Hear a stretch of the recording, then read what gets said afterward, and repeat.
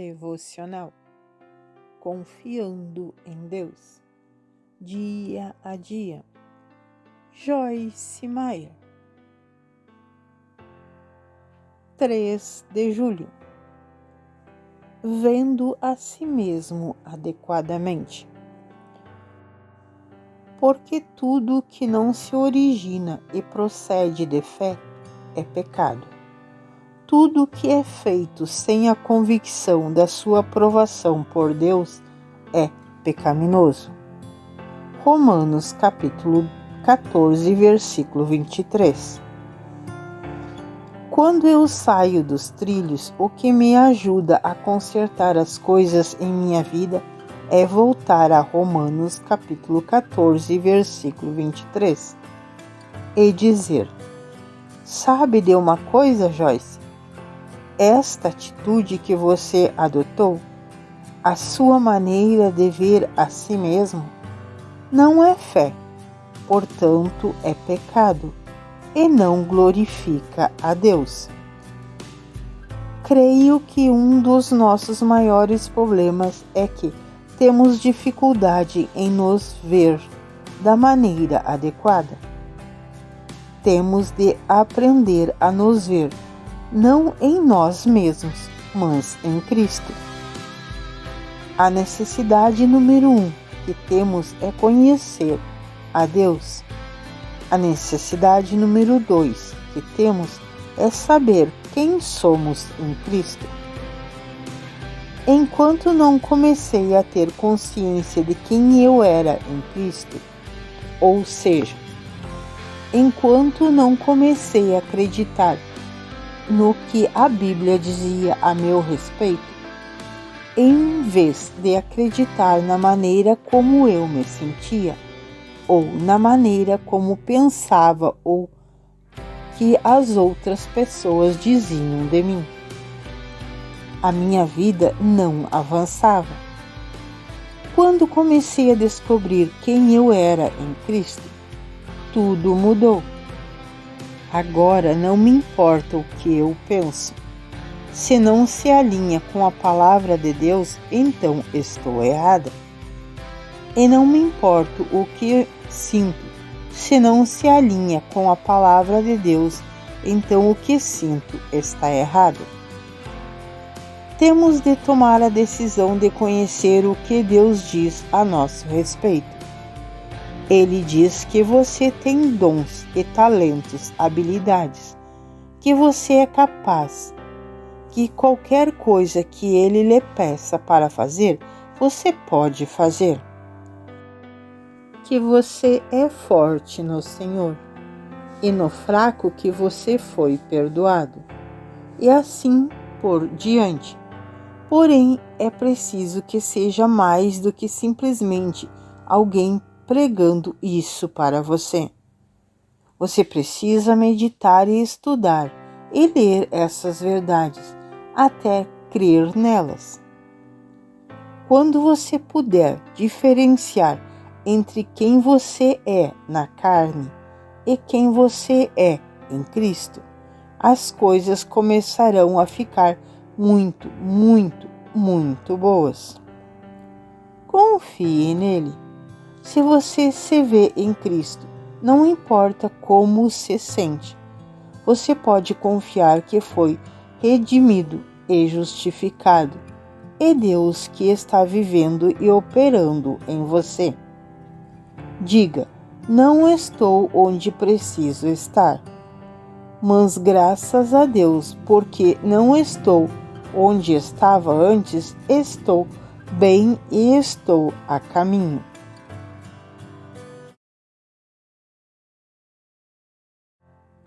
4 de julho. O confronto pode ser uma forma de amar. Se o seu irmão errar com você, vá e mostre a ele o seu erro, entre você e ele em particular. Se ele ouvir, você ganhou de volta o seu irmão. Mateus capítulo 18, versículo 15. Quando David e eu nos casamos, era um pesadelo conviver comigo. Eu só queria ficar no controle, porque pensava que era essa a única maneira de impedir que eu fosse ferida. Além disso, tenho uma personalidade bastante agressiva, digamos assim, que combinada com os problemas do meu passado não fazia de mim uma mulher muito agradável. David, por outro lado, é um verdadeiro amante da paz. Alguém com quem é muito fácil conviver. Durante muitos anos, ele viveu a vida sendo feliz e não chamava muito a minha atenção quando eu agia mal. Creio que Deus lhe deu uma dose extra de paciência comigo, porque o Senhor conhecia as feridas que eu tinha em minha vida. Às vezes, Deus nos chama para suportar algumas situações por algum tempo, enquanto estamos orando e esperando nele. Para ser sincera, se David tivesse me confrontado no primeiro mês do nosso casamento, eu o teria simplesmente abandonado, porque não sabia agir de forma diferente. Então havia um propósito em Deus, não pedir a Ele para me confrontar imediatamente. Mas você precisa confrontar quando Deus lhe disser para fazer isso. Depois de alguns anos, Deus mostrou a David que era hora de me confrontar. David me explicou. Deus falou comigo e disse que não posso mais deixar você continuar falando comigo como você fala e agindo como você age. Você não vai ter tudo do seu jeito. As coisas precisam mudar. E elas mudarão. Levou tempo, mas pouco a pouco eu mudei.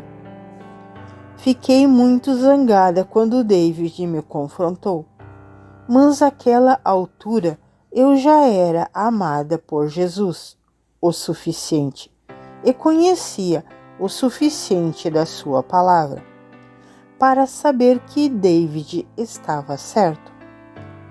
Eu sabia que o meu comportamento estava errado, mas se ele nunca tivesse me confrontado, embora eu soubesse que estava errada, não sei se teria mudado.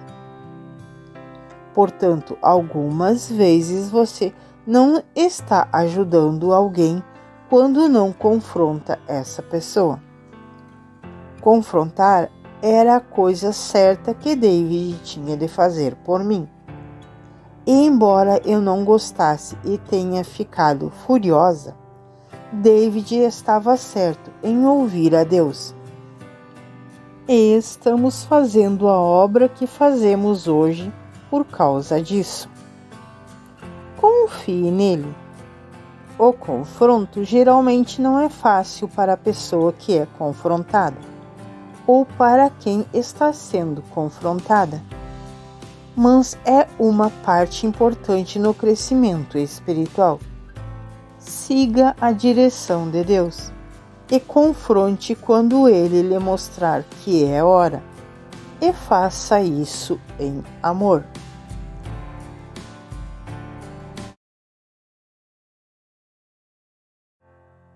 (5 de julho) A confiança leva à recompensa.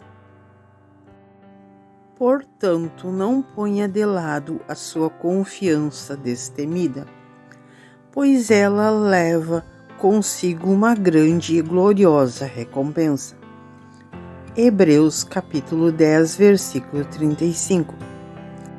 Todas as vezes que falo a respeito do medo, penso no meu primeiro compromisso de dimensão considerável como conferencista. Na verdade, eu fiquei diante do que hoje seria um pequeno grupo de pessoas, mas na época parecia 1 milhão de pessoas para mim. Um dos líderes do seminário havia cancelado sua presença no evento. E porque alguém conhecia alguém que conhecia alguém que me conhecia, fui convidada para falar.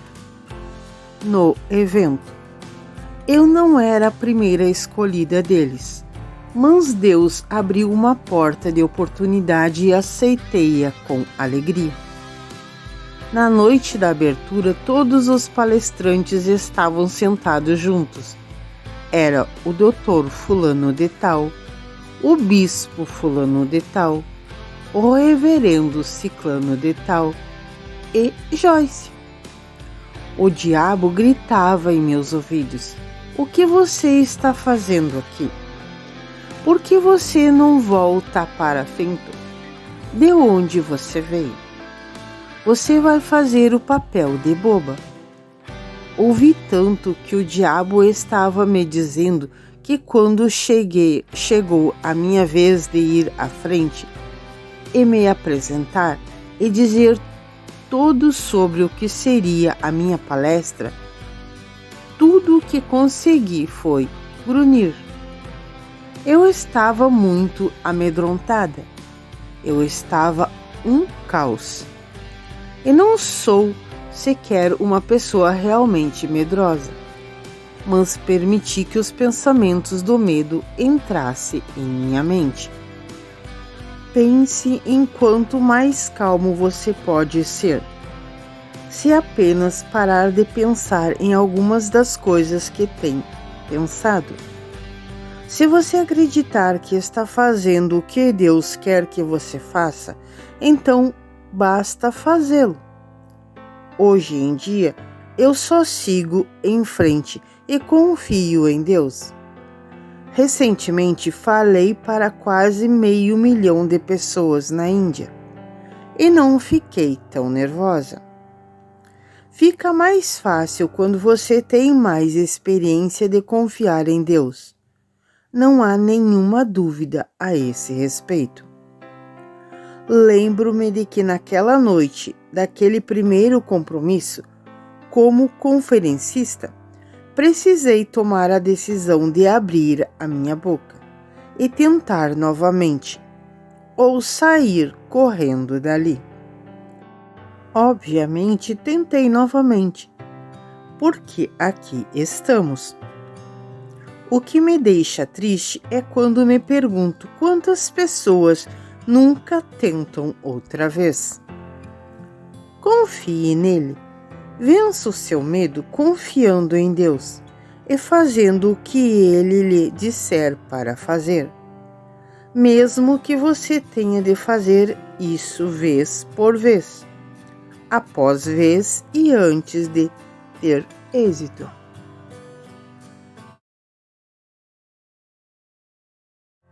6 de julho. Há sempre um jeito. Alguns homens estavam levando sobre uma maca um homem que era paralítico, e eles tentavam levá-lo para dentro e colocá-lo diante de Jesus. Mas não encontrando um jeito de fazê-lo entrar, por causa da multidão, eles subiram no telhado e o desceram com a sua maca através das telhas, até o meio, na frente de Jesus. Lucas capítulo 5, versículos 18 e 19. A passagem da Bíblia anterior diz que não havia um jeito de passar pela multidão até Jesus. Mas com Deus sempre existe um jeito. E aqueles homens não desistiram até o encontrarem. Você já enfrentou uma situação e disse: "Não tem jeito"? Talvez algum desses pensamentos tenha passado em sua mente. Não tem jeito de eu lidar com a pressão no meu trabalho. Não tem jeito de eu pagar as minhas contas no fim do mês. Não tem jeito de salvar o meu casamento. Não tem jeito de os meus filhos crescerem e serem adultos responsáveis. Não tem jeito de eu perder o peso que preciso. Quero que você saiba que sempre existe um jeito. Pode não ser fácil, pode não ser conveniente, pode não vir depressa. Talvez você tenha de passar por cima, por baixo, dar a volta ou atravessar. Mas, se simplesmente se recusar a desistir, você encontrará um jeito. Conheço uma jovem que estava trabalhando em um emprego da qual ela particularmente não gostava. Ela era solteira, mas queria se casar. Em um mês, ela ficou noiva e foi contratada para o trabalho dos seus sonhos. Ela havia esperado pelo que parecia ser uma eternidade antes deste momento, mas na hora certa Deus mostrou o jeito como as coisas se resolviam. Deus tem um plano para você e Ele tem ouvido as suas orações. Talvez você não entenda o quanto está próximo a sua resposta.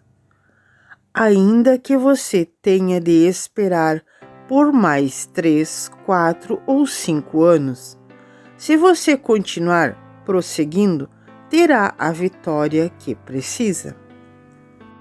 Seja o que for que você fizer, não desista do limiar da sua barreira ser rompida.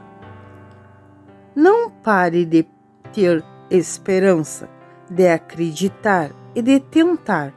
Em vez disso, diga: nunca desistirei, nunca abrirei mão, nunca direi, não tem jeito. Confie nele. Você está em uma situação para a qual acha que não tem jeito? Pense novamente. Os caminhos de Deus não são os nossos caminhos, mas o caminho dele é sempre melhor. Não pare de confiar nele, e ele lhe mostrará o caminho até a sua barreira ser rompida.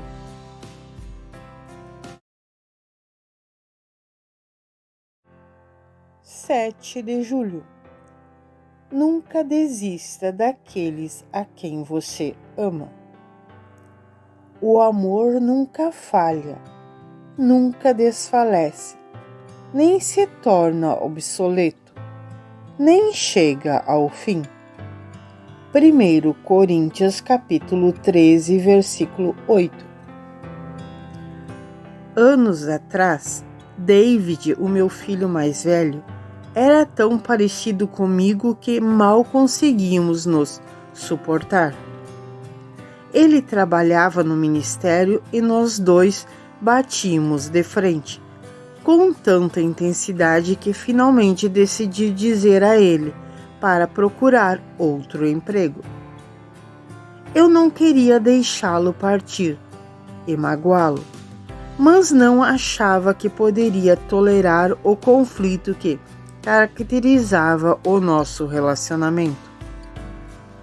Eu pretendia fazer com que ele soubesse que a sua presença no ministério simplesmente não estava funcionando. Mas Deus falou ao meu coração: não desista de David.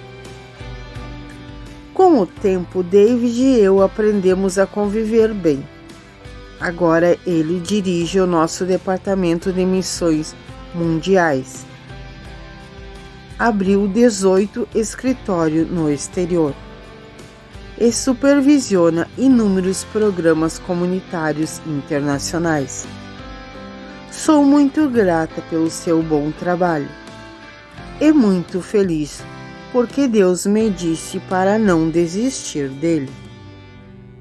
Quando você for tentado a desistir dos seus entes queridos, lembre-se de David e de mim. Quer você esteja crendo e orando para que alguém que você ame se torne cristão. Mude de comportamento. Deixe um relacionamento ruim. Pare de usar drogas. Volte para a escola. Volte para a casa. Ou consiga um emprego. Continue crendo que a mudança é possível. Não desista daqueles a quem você ama. Enquanto você continuar crendo, Deus pode continuar trabalhando. O seu amor e a sua paciência pode ser exatamente o que eles precisam para ter uma reviravolta completa. O amor nunca falha. Em outras palavras, ele nunca desiste das pessoas. O apóstolo Paulo descreve o que é o amor em 1 Coríntios capítulo 13 e menciona que o amor sempre acredita no melhor, é positivo, é cheio de fé e esperança. Enquanto Jesus estava na terra, ele deu um novo mandamento a seus seguidores, que nós amamos uns aos outros. Ver João capítulo 13, versículo 34. Eu acredito que andar em amor deve ser o objetivo principal de cada cristão. Confie nele. Se você for tentado a desistir de alguma coisa ou de alguém, coloque a sua confiança em Deus. E acredite que ainda que você não tenha o poder para mudar a circunstância, Ele tem.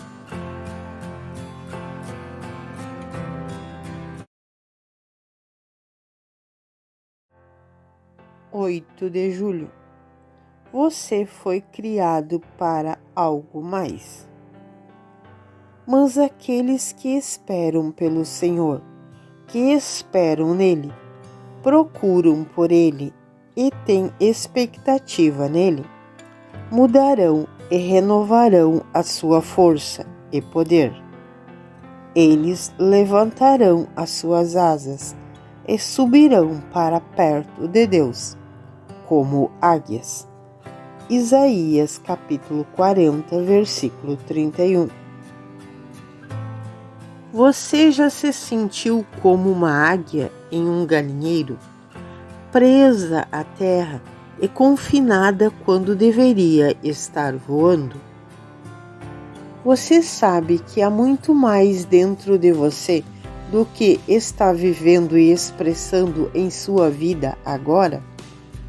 Você sabe que Deus tem um grande propósito para a sua vida? E você não pode escapar e ignorar o impulso interior que diz: vá em frente. Saiba disso, todas as águias ficam desconfortáveis em um galinheiro. Todas elas anseiam pelo céu aberto, claro e azul. Quando você está vivendo em um lugar que o impede de ser quem você foi criado para ser e de fazer o que deveria fazer, você se sente desconfortável também. Mas entenda que as pessoas que o cercam podem não entender o seu desejo de sair da caixa. Elas podem querer cortar as suas asas. Quando você ouve os comentários e as indagações delas, algo dentro de você pode perguntar: o que há de errado comigo? Por que eu penso como penso? Por que eu me sinto assim? Por que não posso simplesmente me adaptar e viver a uma vida normal como todo mundo? O motivo pelo qual você não pode se adaptar é porque você não é uma galinha. Você é uma águia. Você nunca se sentirá em casa naquele galinheiro. porque foi criada para algo maior, mais belo e mais realizador. Encorajo você a soprar a chama que há dentro de você. Sopre-a até que ela arda fortemente. Nunca desista da grandeza para a qual foi criado. Nunca tente esconder a sua singularidade. E nunca sinta que você não pode fazer o que acredita que foi criado para fazer. Entenda que a sua fome de aventura foi Deus quem lhe deu. Querer experimentar algo novo é um desejo maravilhoso. É abraçar a vida e sonhar alto. É aquilo que você foi criado para fazer. Você é uma águia. Confie nele.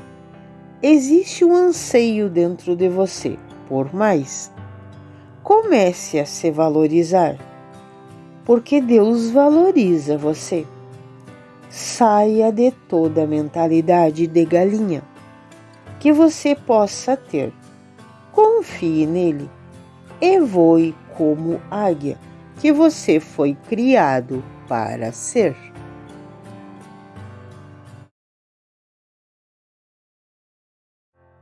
9 de julho. A perspectiva certa acerca do medo.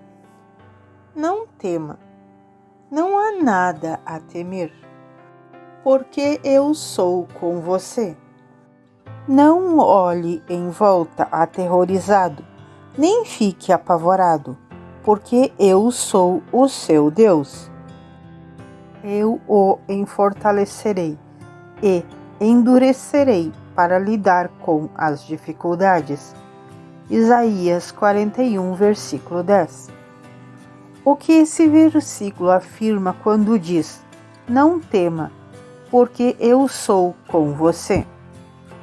Eu o fortalecerei, eu o endurecerei para lidar com as dificuldades. Quer dizer que Deus nos torna cada vez mais fortes à medida que passamos por situações difíceis. Também quer dizer que, com o tempo, passamos a ser menos afetados pelas dificuldades e desafios que enfrentamos. É como o exercício. Quando nos exercitamos pela primeira vez, ficamos doloridos, mas à medida que prosseguimos em meio às dores, ganhamos músculos e força. Precisamos passar pela dor para ter o lucro. Considere a sua vida. Existem situações com as quais você agora lida bem, que antes teria lhe deixado ansioso e com medo. É claro que assim, à medida que você anda com Deus, Ele vai fortalecendo você e o endurecendo para lidar com as dificuldades. Do mesmo modo, também posso lhe garantir e encorajá-lo, dizendo que algumas das coisas que o incomodam agora não o afetarão na mesma maneira daqui a 5 anos. Se Deus removesse todos os desafios, nunca cresceríamos, nem venceríamos obstáculos. Ele geralmente permite a dificuldade em nossas vidas porque está tentando revelar algumas coisas que precisam ser fortalecidas ou transformadas em nós. Nossas fraquezas nunca são reveladas nos tempos bons, mas elas aparecem rapidamente nos tempos de provação e tribulação. Às vezes, Ele nos mostra no que temos medo, porque quer nos libertar desse medo e nos fortalecer para as coisas que virão no futuro. Nesses momentos, precisamos dizer: obrigada, Deus, por permitir que eu veja esse medo em minha vida. Ele revela uma área que precisa ser tratada em mim. A partir do momento em que essa área específica do medo for tratada, então o inimigo terá dificuldade em incomodar você e ter êxito. Nessa outra área, essa é uma maneira de Deus nos endurecer para lidar com as dificuldades e nos ensinar a não ter medo. Confie nele. Pense em uma situação que há algum tempo o levara a ter medo, mas com a qual agora você lida sem medo. Algumas coisas que você atravessa na vida podem não ser agradáveis a princípio, mas elas cooperarão para o seu bem, se você continuar seguindo em frente e confiar em Deus para fortalecê-lo a cada passo do caminho.